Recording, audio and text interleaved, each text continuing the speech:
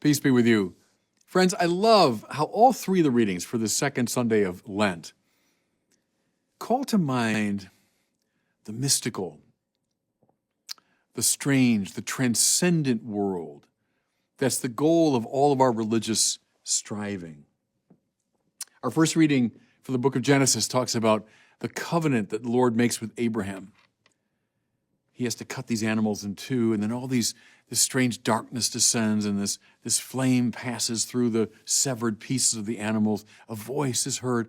All these symbols are meant to evoke this mystical and strange higher world with which Abraham is having intercourse.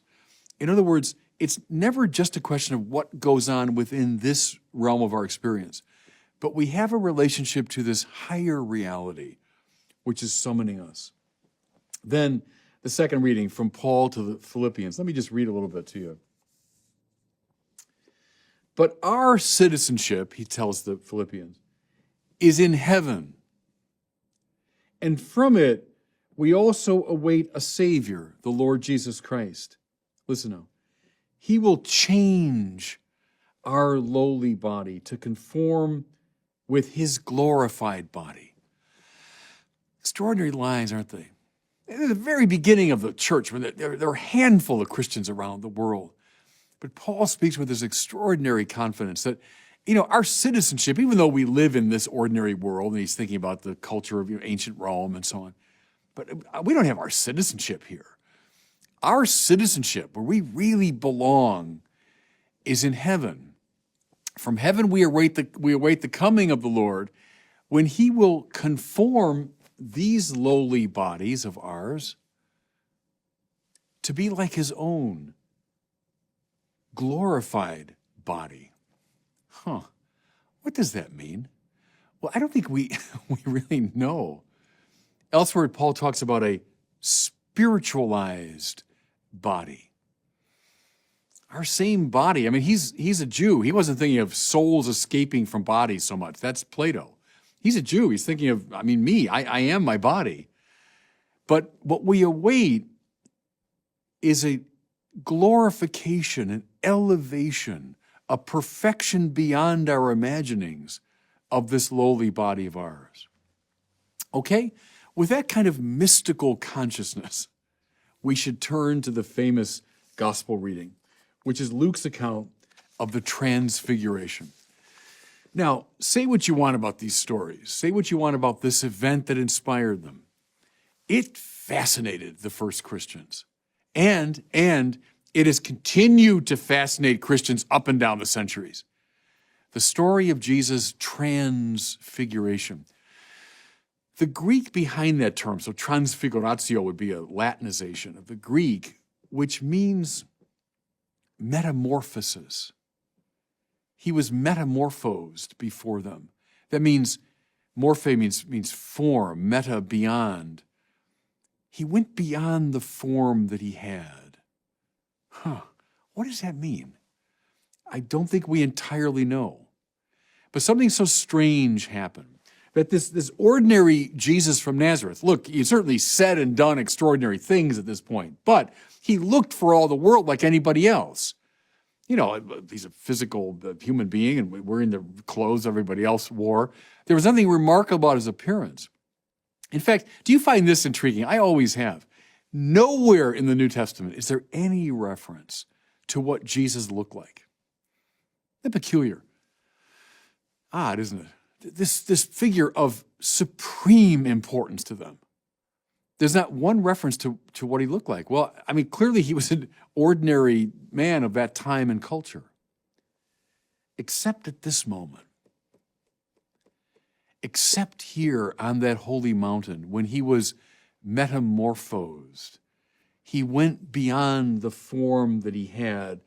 Can we think caterpillar, butterfly? I know it's a kind of hackneyed image, but a metamorphosis of this kind of lowly grub, this lowly critter, becoming this splendid butterfly. Something happened that so impressed them that you hear it reflected in these stories, and it's impressed Christians up and down the ages. Let me just give you a little hint here of how they tried to describe it. While he was praying, his face changed in appearance. What does that mean? I don't know entirely. His clothing became dazzling white. It's different. It's as though his deepest identity became clear, became transparent. It's as though the divinity within him shone through his physicality, that very physicality was elevated and changed and became resplendent. His glorified human body was on display. That seems to be what they're talking about. I love how Thomas Aquinas said that the purpose of the transfiguration was in the midst of this kind of slog through Jesus' public life, which had glorious moments to be sure, but also had a lot of struggle and opposition, and that during that slog, the disciples got this glimpse. That's who he is. That's what he's finally about. And dare they dream it? That's what's in store for us. That our bodies, as Paul says, might be transfigured too. What we're talking about here, everybody, is the glorified body in heaven. The goal, if you want, of the spiritual life. Now look, I came of age after Vatican II, and everyone and his brother and sister put a huge stress on this worldly dimension of the faith. And fine, are there implications for social justice and concern for the poor and making this world a better place? Yes, yes, yes, yes, yes, absolutely. However, show me one text in Vatican II or anywhere else in our great tradition that says the church is only about making this world better. No. The church from the beginning has been fascinated by this perfection on high to which we tend, this properly supernatural goal that's held out to us. And these readings in their own way, and it's lovely as we are going through kind of the slog of Lent, that we get a glimpse too of this. Okay, with that in mind, I want to look just really briefly at the way St. Thomas Aquinas describes the glorified body. And you say, isn't he just sort of wildly speculating? Well, no, it's based upon texts such as this and also the text about the resurrected Jesus. But also, how wonderful that we are thinking about what life will be like on high. And these readings prompt this meditation. Okay, here's the first quality, Aquinas says, of the glorified body. It has identity. That means it is in some very basic way in continuity with these bodies here below. Now, think for a minute, everybody. This body that you see before you, well, is this the same body I had when I was 5 years old? Well, yeah, in a way, because the form and structure of it remains, but heck, every cell, molecule in my body when I was 5 is different now, right? What do the scientists tell us? They're replaced completely every, several months or years. The point is there's a kind of discontinuity, even in this life. But yet I say, no, that 5-year-old Bob Barron, who was playing baseball back in Birmingham, Michigan, is the same one standing before you now. There's identity, even though this body is also radically different. Well, so in heaven, there'll be a continuity with this body, but yet a great difference, an elevation, a transformation, a transfiguration. Aquinas says, will people be able to recognize us? Yeah, because it's the same body. But again, think caterpillar butterfly. I'll be myself, but myself at such a higher pitch of perfection. Here's the second trait he thinks of the glorified body. He calls it quality. That means the glorified body will be at the height of its powers, possessing a full integrity. It's all of us as we get older, you reach a certain point in life where you're kind of at the height of your powers, and then, let's face it, the powers begin to wane. we weaken. We lose our capacity. I mean, I remember quite vividly when I could still play football and basketball at a pretty high level. Get me out there on a basketball court now, forget it. I mean, those powers have kind of waned. I'm satisfied now with a round of golf. It's because I don't have the physical power I used to have to run up and down a court. Well, in heaven, Aquinas says, there'll be no loss of these powers, but rather we're at the highest pitch. And then thirdly, relatedly, the glorified body, Thomas says, has impassibility. That means it will not change or diminish. So as I say, it's one of the sadnesses of this life, and every poet and novelist in some ways talks about it, is that I change and I diminish. I lose what I have. But no, in heaven, in the glorified body, at the full pitch of my power and integrity, I don't lose that. I retain this perfection of being, impassibility. Fourthly, Aquinas says, this beautiful idea, the resurrected body will have agility.